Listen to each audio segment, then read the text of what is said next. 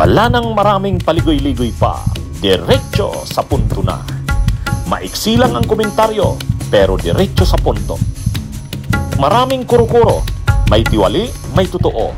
Dito, sa Puntong Diretso tayo. Punto Diretso. Mga kabunyog, mga kababayan, puntuhan nga natin ng diretso itong sinabi ng mga abogado, mga accredited ICC lawyers na delikado, mapanganib sa pamilya ng mga biktima at sa mga testigo kapag pinayagan ng ICC ang request ng defense o ng kampo ni Duterte na interim release.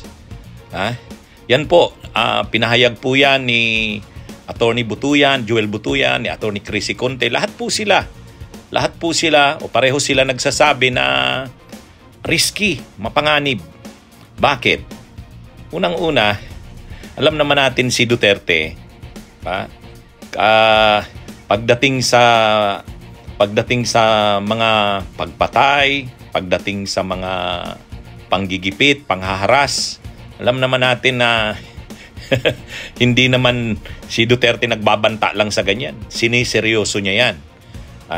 Ang buong panahon ni Duterte ng panunungkulan, killing. Lagi niyang sinasabi. Pagpatay, patayin. At ang mga banta na yan ay nangyari. Yan nga yung naging feature ng kanyang 6 na taon na panunungkulan, mga patayan.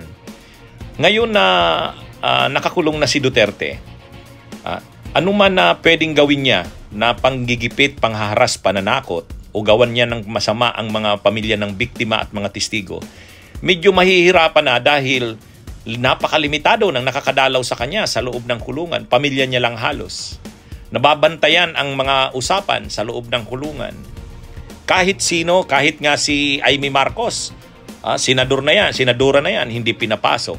Kahit nga si Harry Roque, ilang buwan na doon sa Europe, hindi pinapapasok. Sila Ruben Padilla, hindi pinapapasok. Pamilya lang ang pinapapasok. Kaya nalilimit talaga ang galaw ni Duterte doon. Kung noon kasi parang si Duterte, hinahayaan niya na lang ang mga testigo at pamilya ng biktima na magsalita laban sa kanya noong hindi pa siya nakukulong. Kasi ang paniniwala ni Duterte, hayaan natin yung magsalita yung mga yan, wala namang mangyayari dyan. Kumbaga hinayaan ni Duterte yung mga pamilya ng mga biktima na nagkaso sa ICC, yung mga abogado, human rights lawyers na tumutulong sa mga biktima at sa mga testigo. Hinayaan ni Duterte ang mga ito. Kasi ang paniwala ni Duterte, wala namang mangyayari. Kumbaga, hayaan na lang yan na kung ano man ang gawin nila, wala namang mangyayari dyan. Pero naiba yan ngayon na nakakulong siya. Naiba yan. Na-realize ni Duterte na seryoso ang ICC. At ang mga kasong kinakaharap niya ay seryoso. Hindi niya na ito mababaliwala. At sigurado, nagtanim ng galit si Duterte habang nakakulong. Nagtanim ng galit yan sa mga tumutulong sa mga pamilya ng biktima, lalo na yung mga abogado. Nagtanim ng galit yan si Duterte sigurado sa mga nasa likod ng pagkakakulong niya. Hindi lamang yung mga opisyal ng gobyerno tulad nila General Torre, hindi lamang yung tulad nila Boying Rimulya, pati yung mga abogado na tumutulong sa mga biktima. Pati lalo sa kayong mga testigo, yung mga tumatayong magtitistigo. Sigurado nakamarka na yan kay Duterte. Kumbaga kung dati hindi niya siniseryoso ang kaso niya sa ICC, ngayon siniseryoso niya ito. Kaya pag nakalabas si Duterte at nag-grant yung kanyang interim release, sabihin pang pinapangako niya na hindi siya makikipag-usap kung kani-kanino, pero mas makakapagplano na si Duterte kung paano man siya makakaganti, kung paano niya man mapipigilan, mahaharas o gawa ng masama ang mga pamilya ng biktima, mga abogado at mga testigo. Kaya may batayan ang sinasabi nila Attorney Joel Butuyan at Attorney Chrissy Conte na risky, delikado sa pamilya ng mga biktima, delikado sa pamilya sa mga testigo at sa mga abogado.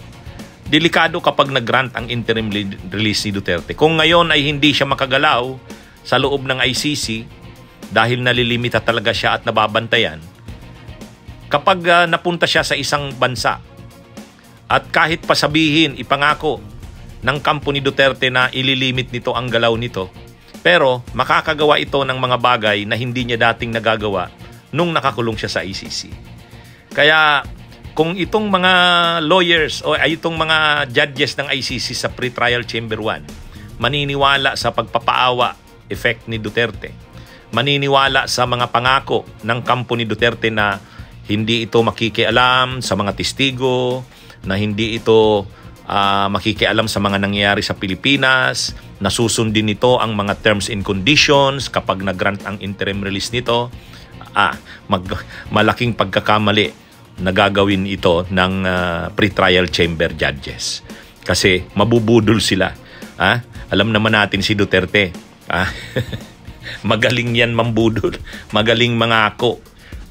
Pero sa likod niyan, iba ang planong gawin yan at iba ang gagawin yan.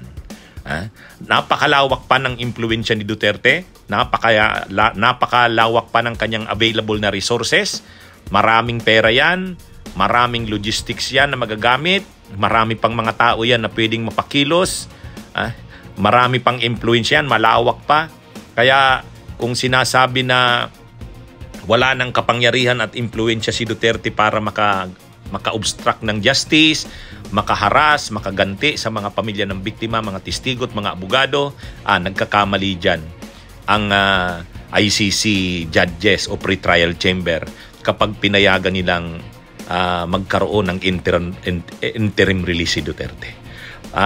Ang pinapangambahan, kinakatakutan ng mga abogado ng mga biktima ay mayroong batayan. May malinaw na batayan. Hindi ito simpleng gawa-gawang parang hinala. Alam naman natin si Rodrigo Roa Duterte. Bunyog, bunyog, halikan na kasama ka. Bunyog, kapag buklod ay may pag-asa. Luzon, Visayas, Mindanao, isa ang pananaw. Sa bagong Pilipinas ang bunyog isisigaw. Bunyog.